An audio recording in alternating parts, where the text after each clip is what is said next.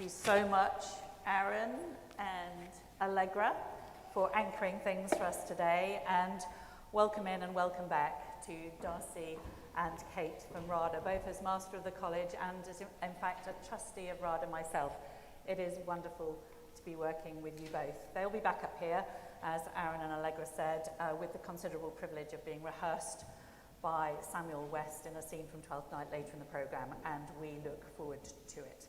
And welcome in and welcome back to all of you, friends and old members of the college and Shakespeare enthusiasts who one way or another find yourselves in the happy orbit of St. Peter's. Here's to a jolly afternoon ahead, and for the long stayers, a splendid gala dinner in hall later as well. And because I'm completely incapable of keeping my powder dry on this one, by way of teaser trail for later in the afternoon, here is just a glimpse of the very wonderful Samuel West as a memorable and fabulous Malvolio in the recent Royal Shakespeare Company production of Twelfth Night, directed by Prasanna Puwanaraja.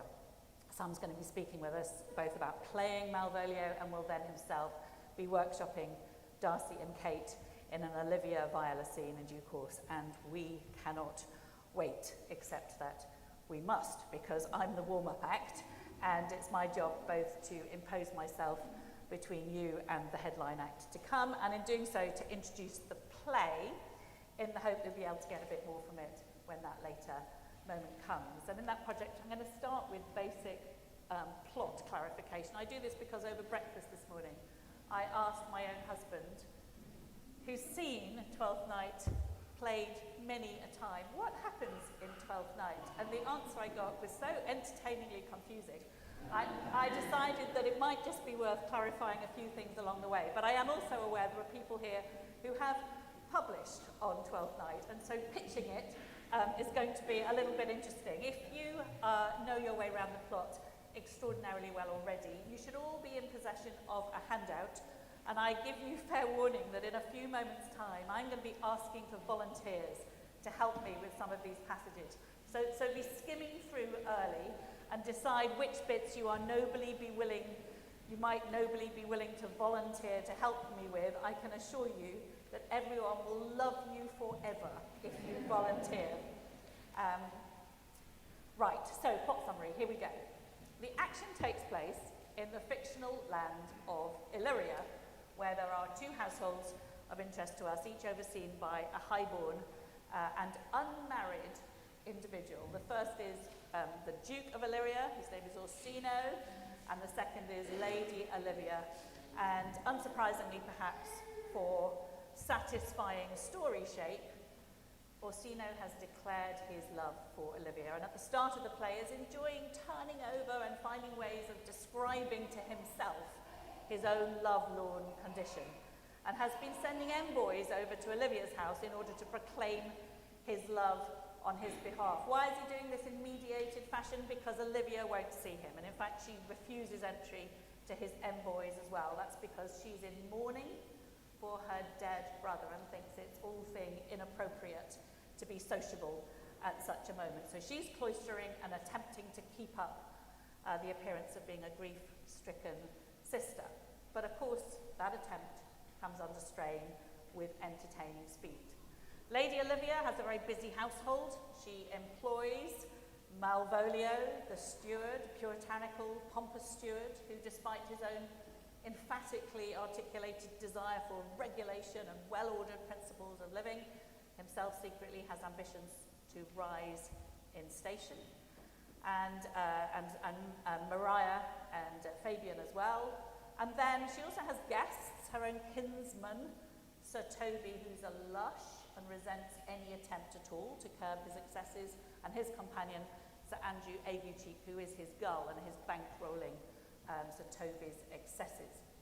There's one other character, Feste, also known as the clown or the fool, who's a bit less fixed than the other characters. He slips between households and indeed off into the world beyond as well, picking up payment from anyone who offers him a coin, with his wit dry, wry, sometimes biting, offering his commentary on other characters and on the way of the world. So far, so narratively stable.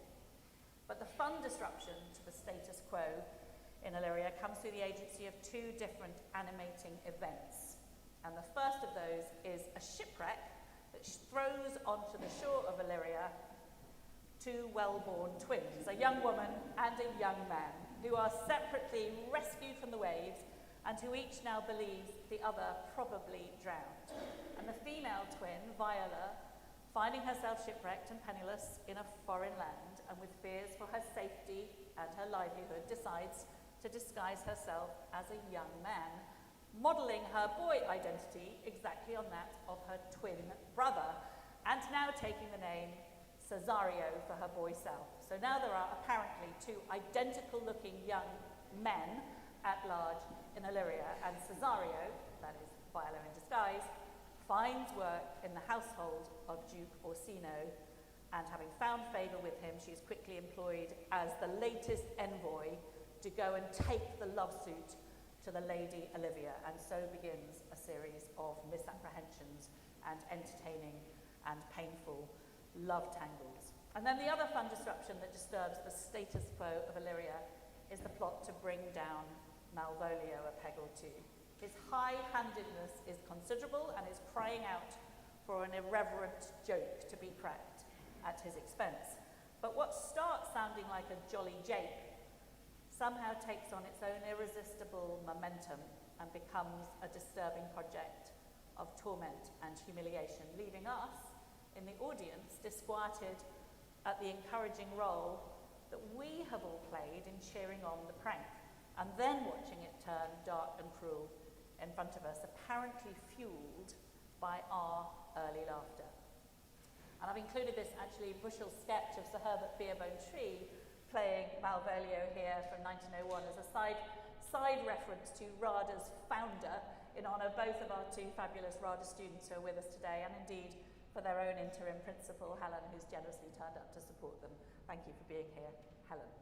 Okay, enough of plot outline. A moment with the dry stuff, how we have the text, and then we're going to look at some bits of text together. So those of you who were with us the last time we did a Shakespeare at St Peter's event will remember, I'm sure, and will be ready to be tested on all aspects of this, that 18 of Shakespeare's plays were published for the very first time in 1623 in the Shakespeare Folio of that year. And one of those 18 plays that we probably therefore would not have were it not for the work of Hamming and Congal, having collected together the properties of the King's Men at that point, is Twelfth Night. There it is, nestling amongst a whole series of other distinguished plays around it, including As You Like It, Macbeth, The Tempest, and others. The Twelfth Night we have because of the publication of the 1623 folio. And here it is on the catalogue page, and its title, uniquely among Shakespeare plays, carries an alternative with it. I don't know if you can read that. It says, Twelfth Night, or What You Will. Twelfth Night, or What You Will. Twelfth Night, or What You Will. Twelfth Night, or What You Will. That seemingly throwaway, apparently shruggy alternative title, or What You Will, join some other titles from Shakespearean comedies, such as As You Like It, or indeed Much Ado About Nothing, that seem to have a self-deprecating insouciance about their own significance or weight, and we're going to come back to that. But let's think about the first bit first, Twelfth Night. Why Twelfth Night as a title? Well, the play may, or indeed may not, have been first performed on Twelfth Night in 1601. The evidence is inconclusive on that, but the feast it references is very relevant either way. Twelfth Night was an official holiday moment, the Feast of Epiphany, 12 days after Christmas, and it marked the end of the Christmas festivity season before households were plunged back into the harsher food husbanding regimes of deep winter. Single-day holiday moments punctuated the year in Elizabethan England: Whitsun, May Day, Midsummer, Harvest, Christmas, Twelfth Night, Shrove Tuesday, and so on. They were the structuring moments of the year, and anticipating the next each time kept one going through the drudgery of the working world.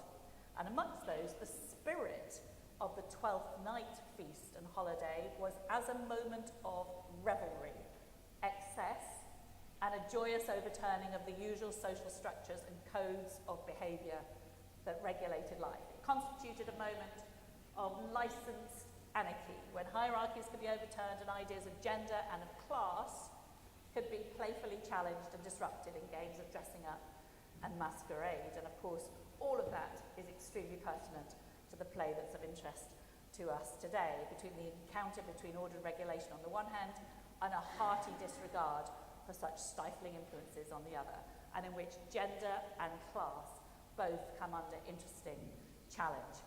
And Shakespeare could, of course, trade confidently on the fact that his own audiences would have known all of that about Twelfth Night. If you call your play Twelfth Night and people live the Twelfth Night Festival every year, they know what that signifies and what that signals, so that there's a part of the kind of getting away from it all experience, the temporary time out from the normal kind of strictures of life, away from the humdrum, and what that might mean, and indeed what it might make possible. So now we're going to turn to your handout.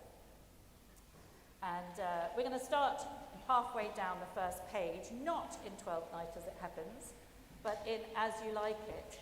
And I want somebody who is yearning to be wooed today to volunteer to read one line of Rosalind for me with as much fervour and energy as you can generously summon.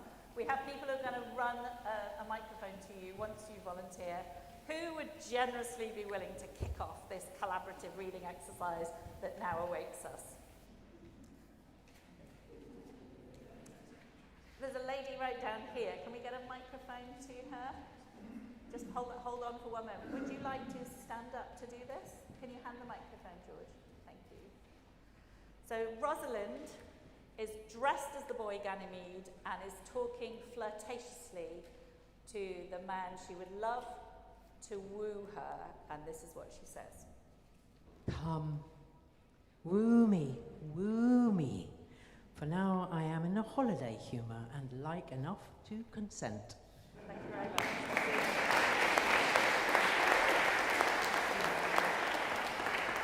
I'm sure he would.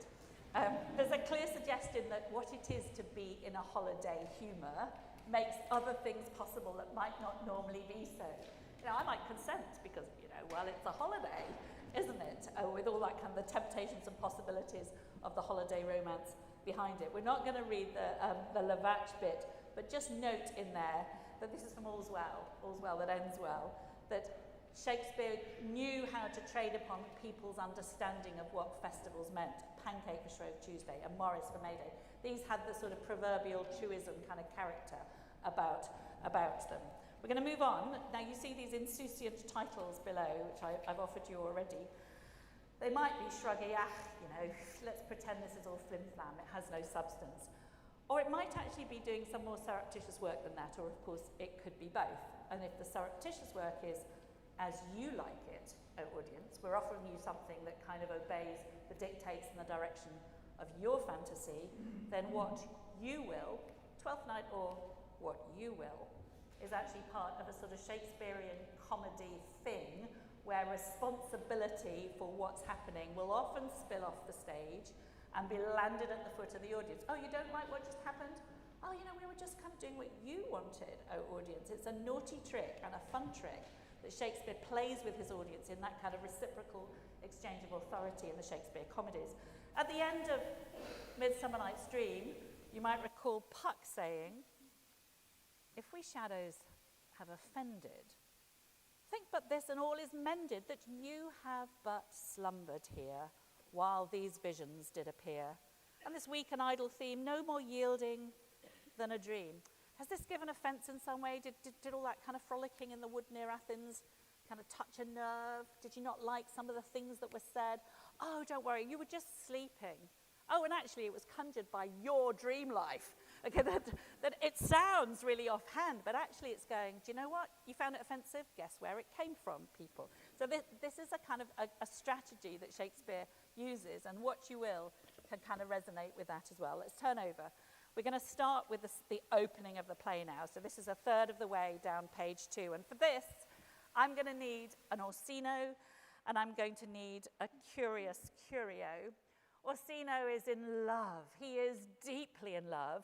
He's in love a little bit in the way that Romeo is in love, or believes himself to be in love at the very beginning of Romeo and Juliet, when he believes himself to be absolutely smitten with Rosaline. So who is generously willing to be our Duke Orsino today? Stephen, is that a hand up? Are you? Yes, excellent. Okay, we have a Duke Orsino down the front, and I need Curio just to insert a couple of lines. And over here, Paul in the bouteille, can we get a microphone to him as well?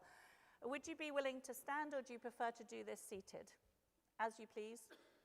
Seated, very good. It shall be thus. The opening of the play, here it comes.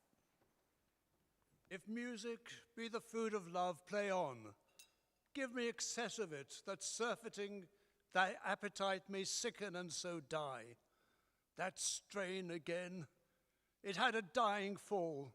Oh, it came o'er my ear like the sweet sound that breathes upon a bank of violets, stealing and giving odour. Will you go hunt, my lord?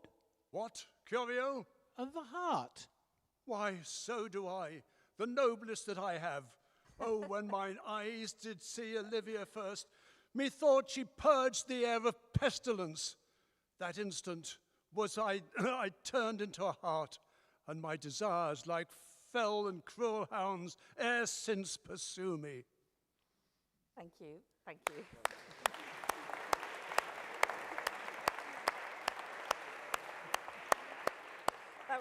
That was tremendous. Thank you both. So here is Orsino luxuriating in the idea of being in love. I want to feed this. If music can be the food of that, yeah, I'll have more of that in order to fuel it so I can stay in this particular state of heightened sensibility about my own lovelorn state. Then he has this metaphor. Will you go hunt, my lord? What, Curio? The heart. Why, so I do. And then he goes into a metaphor about the prey and the predator, the hunting and the hunted. So if I told you, without you looking at this particular passage, that a lover is going to give us a metaphor about hunting, and how do you think the parts are going to be assigned within that metaphor? Almost certainly you would say, well, I suppose this lover will either conceive of himself as the hunter and the object of his love as the hunted, or maybe he might conceive of it the other way round, and that he somehow is the prey of her impossible desirability. What do we actually get? Here's how this particular metaphor unfolds. The noblest that I have, oh, when mine eyes did see Olivia first, methought she purged the air of pestilence. That instant was I turned into a hart, right? We know who he is. And who's pursuing the heart? My desires, like fell and cruel hounds, ever since pursue me. All right, what role is Olivia taking in this metaphor?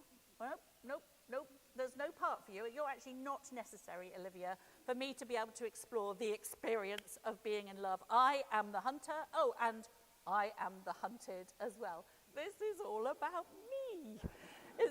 It's rather wonderful. She is actually the excuse for him to enjoy the feeling that he believes he is experiencing. And that even from those very opening lines, we know that this is going to be ripe for unpicking, because if there is a real love object, presumably at some point she might find a little space in his metaphorical mind world. We're going to look to Act 1, Scene 4 now, which is Duke Orsino and Viola. Stephen, could I encourage you to stay as Duke Orsino for one more round? Would you be happy to do one more round? As this is Act 1, Scene 4 in the column next to it. And someone to play Viola now, please. A generous volunteer. We got somebody? I can't. Oh, yes, at the back there. Fabulous, thank you. Can we take a microphone to the back over there for our Viola? So now, Viola has found favour in Orsino's court and is going to be employed to go and take the love suit to Olivia on behalf of Orsino, and he, Cesario, or she, Viola, or he, she, Viola, Cesario, are just getting their final instructions. They're being briefed up before they go and do that. So, Duke Orsino. Stand you a while aloof, Cesario. Thou knowest no less but all. I have unclasped to thee the book even of my secret soul. Therefore, good youth, address thy gate unto her. Be not denied access. Stand at her doors, and tell them, there thy fixed foot shall grow till thou have audience. Sure, my noble lord, if she be so abandoned to her sorrow as it is spoke, she never will admit me. Be clamorous, and leap all civil bounds, rather than make unprofited return. Thank you.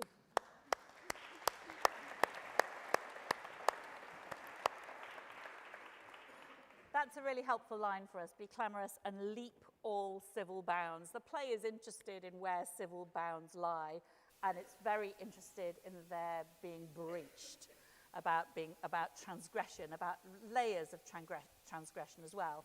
Actually, when she gets there, and we'll be seeing that scene a little bit later on its feet with Sam's work with our terrific RADA students, there are kind of levels of intrusion that are going to happen.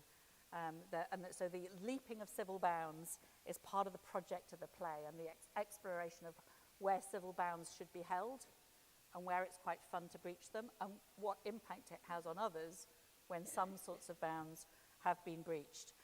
At the bottom of the page, we have, oh my goodness, this is the line of the play for me. I mean, there are loads of lines. You heard some of them earlier. I need a Sotheby Belch. If you're feeling Sotheby Belchish today, this is the moment. If you might have drunk a cup or two before you said this line, it wouldn't hurt, but you don't have to have done so. Who is generously going to take this Sotheby Belch line for us? Over here, thank you, Ken Addison. Thank you. At the front.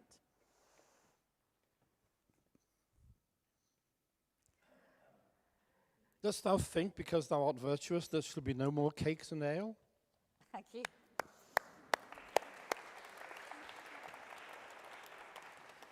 So this is a line said to Malvolio. Malvolio is the self-important steward who has a gift for making enemies, and if he sees some gleeful action in train, he feels it appropriately incumbent upon him to step in and close down the party. And he has attempted to do so at this point, and the riposte is, oh, stop flashing your virtue around over here. Enough of your virtue signaling here. We are in the camp of celebrating festivity and indeed cakes and ale, where cakes and ale are being asked to do quite a lot of heavy lifting for beyond sugar and alcohol at this point, for what it means to be able to celebrate life and to celebrate life with friends. So again, we're feeling that encounter between regulation on the one hand and deregulation on the other. We're going to move on over the page. And in the right-hand column at the top, there's the one line, which is Malvolio's exit line.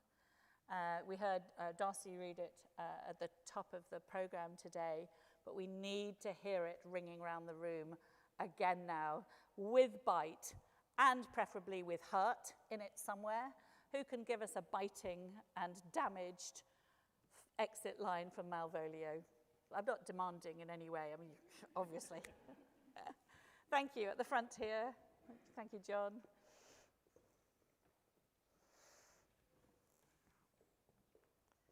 I'll be revenged on the whole pack of you. Excellent, thank you.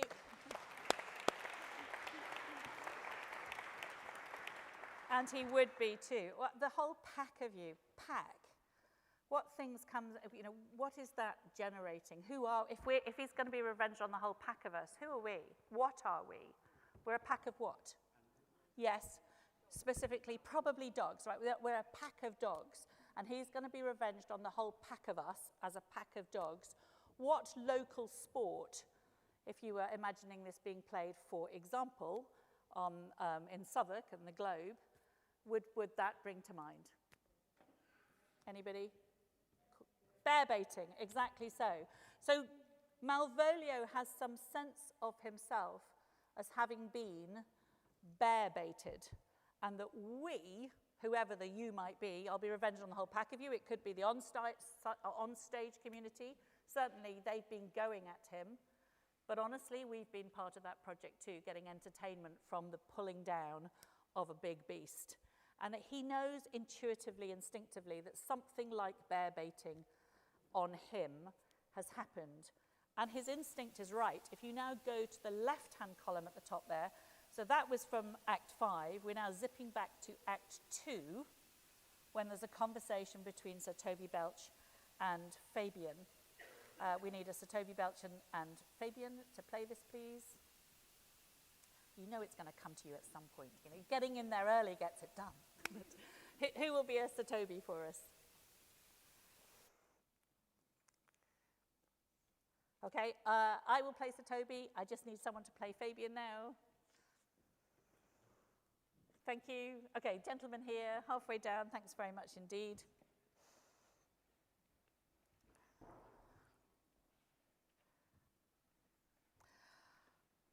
Wouldst thou not be glad to have the niggardly, rascally sheep-biter come by some notable shame?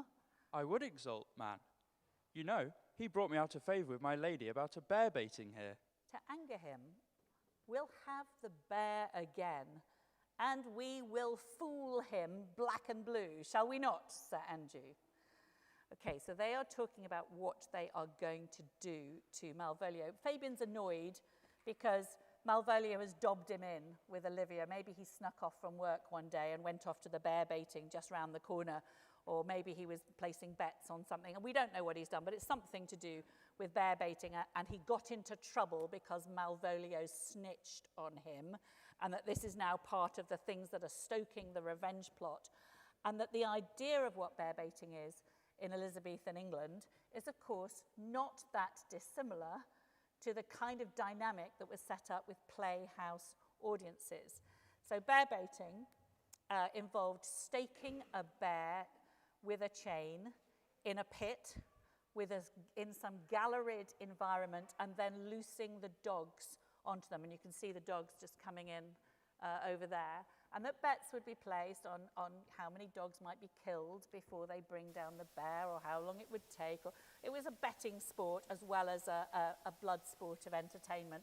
Sometimes the bears were let loose to add jollity to the activity. Sometimes they remained chained. Sometimes they were chained around their neck. Sometimes they were chained around their foot.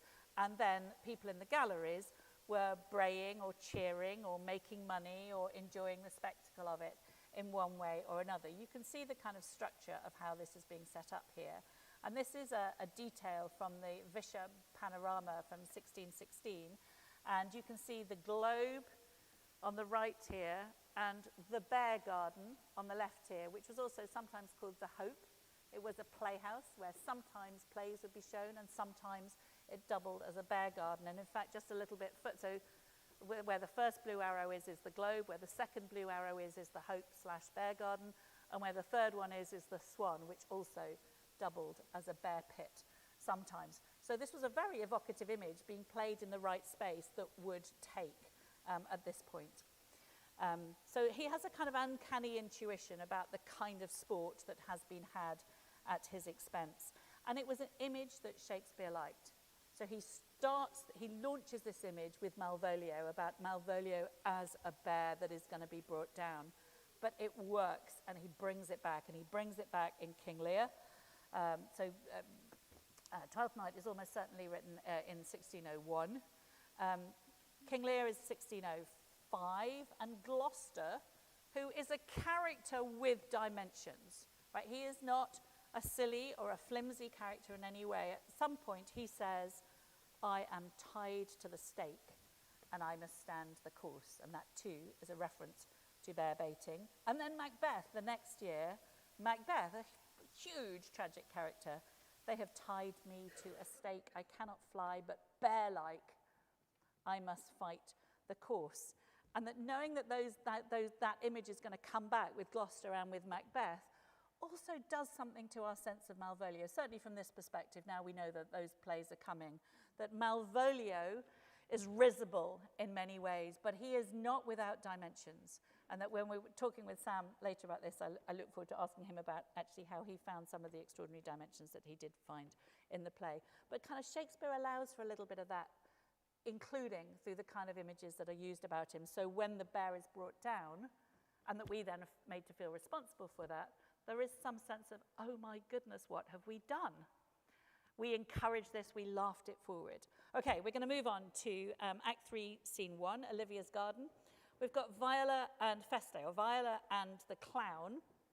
A tabor is like a kind of tambourine without jingles around it that you can play. Would somebody like to play Viola for this? At the back, thank you. Can we get a microphone to Rosie, please? And somebody to play the clown. Over here, thank you very much. There's a lady over here. Can we get a microphone to her? It's on its way. Thank you. So there's a little bit of kind of word bantering going to go on here with punning and more, and a sort of chirpy exchange between Viola and the clown. Thank you very much. Save thee, friend, and thy music. Dost thou live by thy tabor? No, sir. I live by the church. Art thou a churchman? No such matter, sir. I do live by the church, for I do live at my house. And my house doth stand by the church. So thou mayest say, the king lies by a beggar, if a beggar dwell near him, or the church stands by thy tabor, if thy tabor stand by the church. You have said, sir, to see this age, a sentence is but a cheverel glove to a good wit. How quickly the wrong side may be turned outward. But indeed, words are very rascals since bonds disgrace them. Thank you.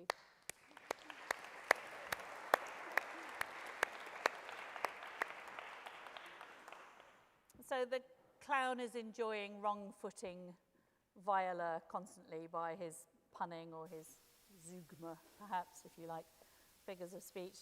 What is it to live by something? Is it about geographical proximity, or is it about earning your living by? Of course, it can be both, and if you perversely choose to hear it the wrong way, then you can keep turning the conversation into a slightly rocky experience for the person at the other end of it. And then he becomes kind of more philosophical about the workings of language. And Viola sort of slightly over-eggs her explanation of it in response. Oh, yes, I see what you're saying. So you could say that the king lies by a beggar, if a beggar, or the church stands by you. And he goes, yes, yes, you've got it now. You've understood the joke I was making. You have said, sir. And then he says, to see this age, a sentence is but a cheverel glove, a leather glove, to a good wit. How quickly the wrong side may be turned outward. But indeed, words are very rascals, since bonds disgrace them. The bond, presumably, between the word and the thing it is supposed to reference. So you have that, if you know when you say something, it's going to mean something, and the other person is going to catch that, and there will be a consensual understanding between you about what has been communicated, the world feels reliable. If you say something, and the person listening to you hears something so far from what you intended by it, the world feels very unreliable. You've lost your kind of linguistic coordinates about what meaning might be in the world, and apparently words have become very rascals since bonds disgrace them. This is fun. It's a kind of a sort of frivolous exchange on one level, but of course it's also digging into something about the world of Illyria, where nothing is quite what it seems, where appearances are constantly deceptive. What can you hold on to that is absolutely reliable? People are constantly being caught out of thinking they're looking at something, exchanging with somebody, and it turns out not to be the thing they had thought it might be. So I love this little exchange about language. Words are very rascals since bonds disgrace them. I have to say, that's a phrase that's in my mind quite often. When one misunderstands somebody, words can be very rascals when bonds disgrace them indeed. We're going to move on down the page. This is a scene between Sebastian and Antonio. So Sebastian is the boy twin who is just in the world being himself, trying to survive and work out what he's going to do next, having been shipwrecked and believing that he's lost his dear twin sister at sea. Little knowing there's a kind of love tangle going on somewhere near him, in which somebody who looks exactly like him is both in love with somebody, and two different people are in love with her, him, although one of them knows they are and one perhaps hasn't quite admitted it yet. In the meantime, Sebastian is being extraordinarily well looked after by Antonio, who was washed ashore with him. And Antonio is doing something that very few characters in this play do. Everybody expatiates on what love might mean. There's a lot of rhetorical flow about love. What Antonio does is he puts his money literally where his mouth is. He gives his purse to Sebastian, and he puts himself in danger in order to try and protect Sebastian. Antonio is a quiet tragedy happening within this play. He knows what it is to love. We see that happening, and Sebastian either doesn't compute, or if he does compute, when a better offer comes along, he moves with it with embarrassing speed, and Antonio is one of those who have to pay the price in this play for the happiness that is assured to others by something approximating a comic happy ending. So this is a little exchange between Sebastian and Antonio about going off to explore the world in which they both now find themselves. Antonio's been here before. For Sebastian, this is a new adventure. Could someone play Sebastian for us, please? Thank you at the very back here. Thanks very much. And someone to play Antonio. Was there a hand up over here? Thank you. Just second from the back over here. Thank you very much for doing this. All right, let's take it away. I would not by my will have troubled you, but since you make your pleasure of your pains, I will no further chide you. I could not stay behind you. My desire more sharp than filed steel did spur me forth, and not all love to see you. But jealousy what might befall your travel, being skilless in these parts, which to a stranger, unguided and unfriended, often prove rough and unhospitable. My willing love, the rather by these arguments of fear, set forth in your pursuit. My kind Antonio, I can no other answer make but thanks, and ever oft good turns are shuffled off with such uncurrent pay. But were my worth, as is my conscience firm, you should find better dealing. Thank you very much. It is. No, we're going to stay on that page for a moment. Don't turn over yet. I could not stay behind, says Antonio. My desire, more sharp than filed steel, did spur me forth. You'd have to work quite hard to set this aside as something without an erotic charge to it. There is something that could happen here, and Antonio makes it clear. If you were putting this on the stage, if you're in production, there is a moment at the end when you wonder what kind of reply Sebastian could make to what has just been said to him, announcing that there is desire more sharp than filed steel. It is flowing in his direction, and it's flowing generously in his direction by a man who is willing to do a lot for him. And Sebastian has the temperate response, or perhaps the I have to close this down response, or perhaps the I didn't notice that happening response. We don't know. You'd have to make a decision about that in rehearsal. My kind Antonio, I can no other answer make but thanks. And thanks. And ever off good turns are shuffled off with such uncurrent pay, but where my worth as is in my conscience firm, you should find better dealing. And there we have it. Antonio is going to be one of the necessary points of sacrifice in order to steer us through to the happy ending. And now we're on to page 4, and we need an Olivia. We're going to do a one line from Act 1 and then a few lines from Act 3, picking it up with Olivia and Viola at that point. Who would like to play Olivia? Darcy, that would be lovely. Thank you. Someone to play Viola.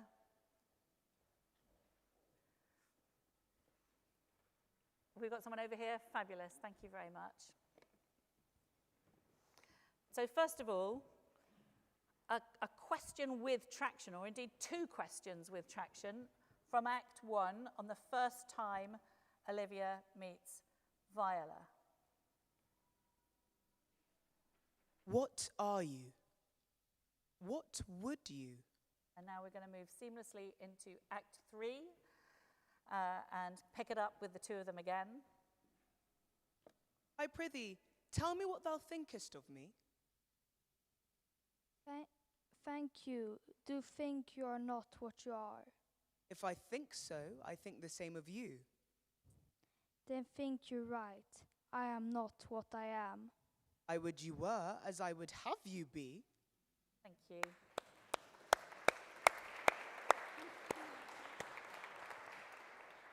So Olivia starts with questions that sound like they've got punch and interest. What are you? You know, there's something about identity.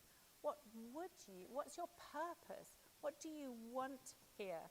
But of course, those questions are quite complicated in these particular circumstances, both who Viola is and what she would, what she wants, what her purpose is in Olivia's house are complicated by layers of dissemblance of various sorts and by a disjuncture between what seems and what is. But those questions, it's great to have those kind of questions about somebody else when you're encountering them. You know, what are you? What would you? Who are you?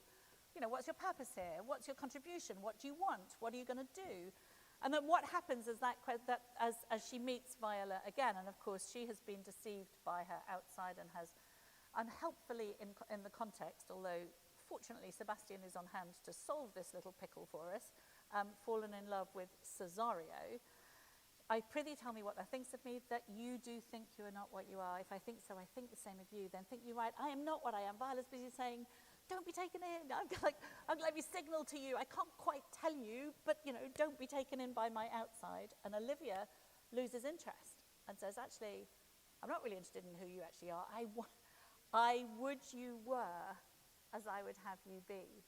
So what you will, as the alternative title, is like, well, it's quite important who's doing the willing here, you know, and that we cannot bend other people to our will in order to make them the objects of desire that we would like them to be. So she starts with I want to know about you, and she ends with, I want to turn you into the thing I want to turn you into, whatever that might be. I want to know about you is a little bit reminiscent of Orsino at the beginning as well. You know, I'm really interested in Olivia. I'm going to employ tons of people to go and take my love suit to her. Let me think about me. That there is, where it's self-enclosed, you know it's not going to actually kind of be part of the comic ending as well. We move on. Olivia and Malvolio. So this is from Act 1. We're flipping to and fro a little bit here. This is from the very early point in the play when Olivia and her professional steward, Malvolio, are in conversation about the fool, about Feste, and that she is being gently jostled out of her sense that she's a woman in mourning and nothing can break through that, and that she is being sort of tested about how strong those performance layers are, and she's beginning to find the world a little bit more entertaining than she believed she could, at which point she turns to Malvolio and asks this question, and then we get an extremely poker-face response from Malvolio in response to that. Could we have somebody to volunteer for the Olivia question, please? At the back, Kate, fantastic, thank you, and somebody to offer us a very unentertained Malvolio response. Down here, we've got something. Thank you so much. I'm really grateful. We're all really grateful to all of those who are kindly doing this for all of us. Thank you. All right, Kate, take it away. Well, Malvolio, doth he not mend? I marvel your ladyship takes delight in such a barren rascal. I saw him put down the other day with an ordinary fool that has no more brain than a stone. Look you now, he's out of his guard already. Unless you laugh and minister occasion to him, he is gagged. Thank you.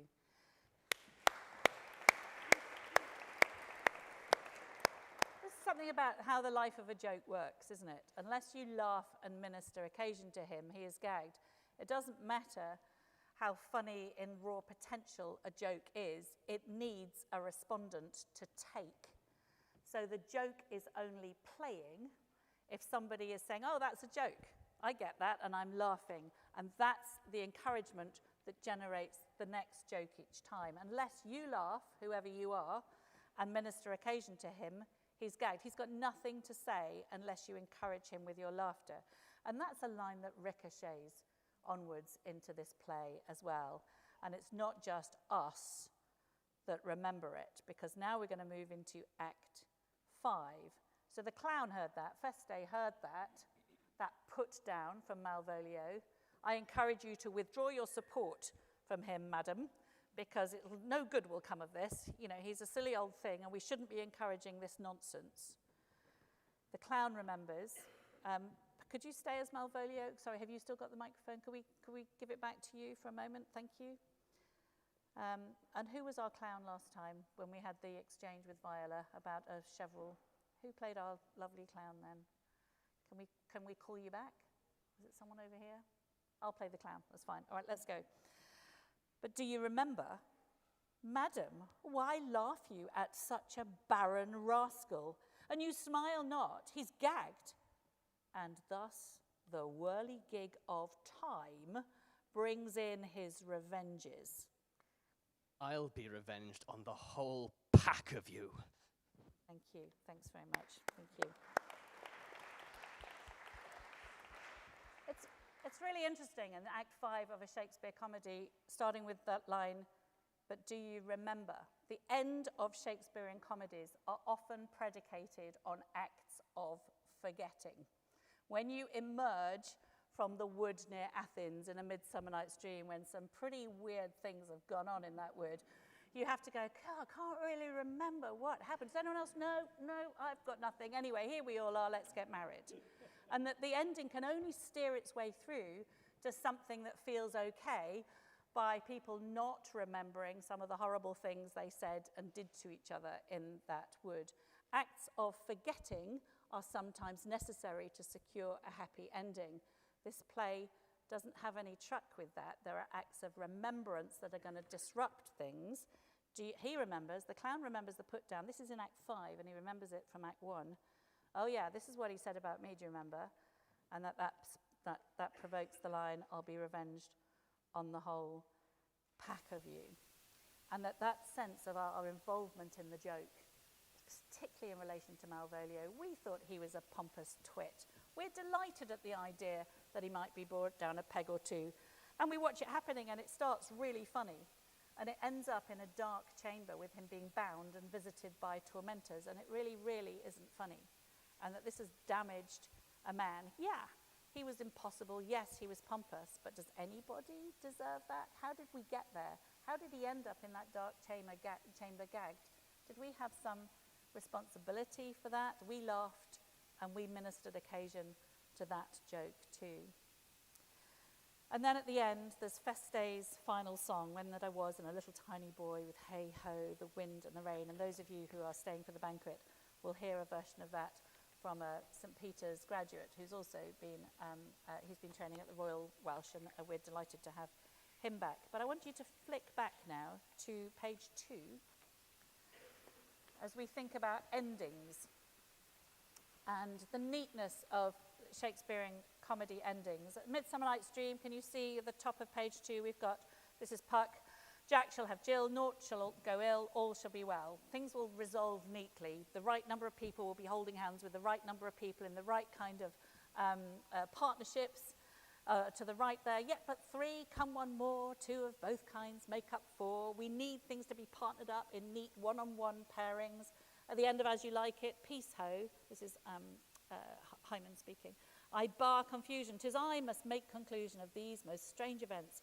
Here's 8 that must take hands to join in Hyman's bands. Pattern needs to be established, heterosexual, neat pattern. So if there were a curtain at the point at which it's falling, everybody's holding hands with somebody in the right kind of patterning for this to feel like it's a comic ending. And then at the end of As You Like It, there's almost a joke about that necessity, about being able to steer things through to a comic ending. We're doing quite well, people are pairing up okay, but oh no, we absolutely forgot about Duke Frederick, who's bearing down on us any moment, and then who knows, civil war might break out, something. Except that a character we've hardly heard of, Jacques Dubois, appears and gives us a speech about, oh, it's okay about Duke Frederick as well, right? So this is how the Duke Frederick threat is dispersed. And it's so ridiculous, it's rather wonderfully self-conscious about the exigencies of comic endings.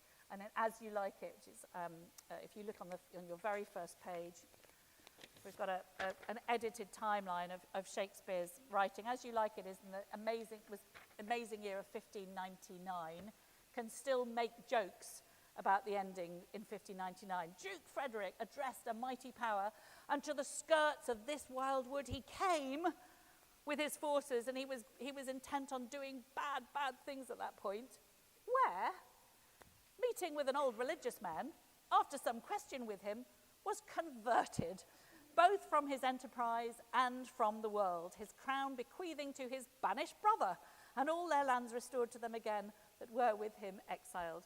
It's funny. It's funny because it's so ridiculous. Oh my goodness, we need to diffuse every possible kind of threat, tie up endings, and steer ourselves through to a course. Twelfth Night does not feel that obligation. There are characters necessarily left out from the ending. So there are some characters who get to hold hands as part of the sort of establishment in crowd at the end.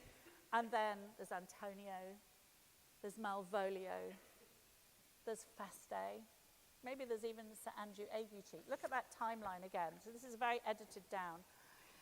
The 1590s, you see, I've popped in a whole run of comedies there, and that there is a capacity for comedy to be festive and to steer itself through in that 1590s run to something approximating a comic ending. If you look after the Twelfth Night turn, we go into a major tragedy writing phase. In fact, it's pretty much contemporary with Hamlet. Twelfth Night and Hamlet are being written more or less at the same time, and then we get Othello, King Lear, Macbeth, etc. And then we go into the late plays or the romances.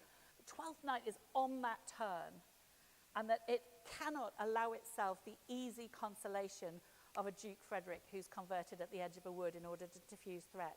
It allows the pain to be real and the pain to be sustained and the pain to be disruptive at the end of the play, whilst celebrating some chirpiness as well. And so Twelfth Night is interesting because it's crunchy, and it's interesting because it's inherited a whole series of comic impulses and comic writing tradition, but it is feeling the weight of other things coming in a dramatist's mind, and he can't dispel all of those things. So it's poised at that point in the end.